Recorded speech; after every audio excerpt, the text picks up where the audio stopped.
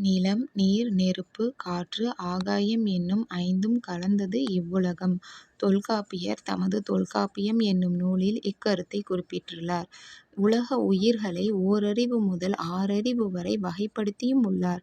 கடல் நீர் ஆவியாகி மேகமாகும். பின்னர் மேகம் குளிர்ந்து மழையாகப் பொழியும்.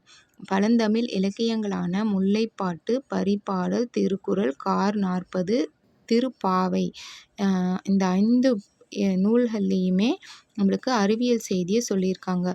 முல்லைப்பாட்டு, பரிபாடல், திருக்குறள், கார் 40, திருப்பாவை. முல்லைப்பாட்டு, பரிபாடல், திருக்குறள், கார் 40, திருப்பாவை.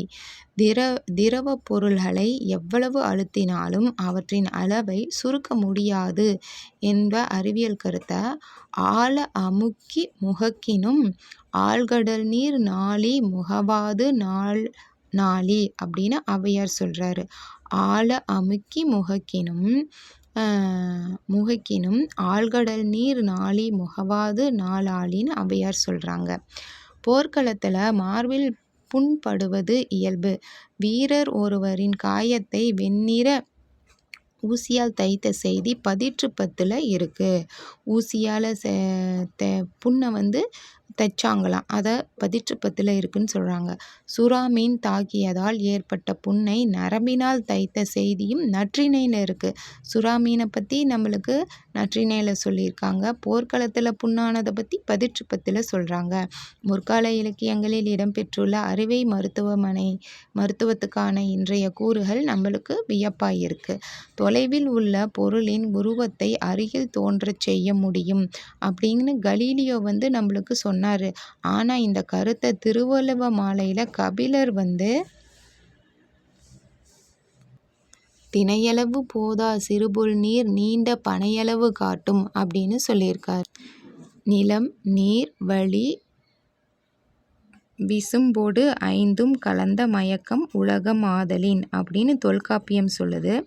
நெக்ஸ்ட்டு கடல் நீர் முகக்க கமஞ்சூல் எழிலி அப்படின்னு கார் 40 சொல்லுது நம்மளுக்கு.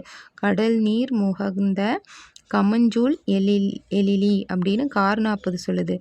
நெடு வெள்ளூசி நெடு வசி பரந்த வடு. ஊசி எடுத்து ஊசி வச்சு தைச்சாங்க அப்படின்னு சொல்லிட்டு பதிற்றுப்பத்தில் சொல்கிறாங்க.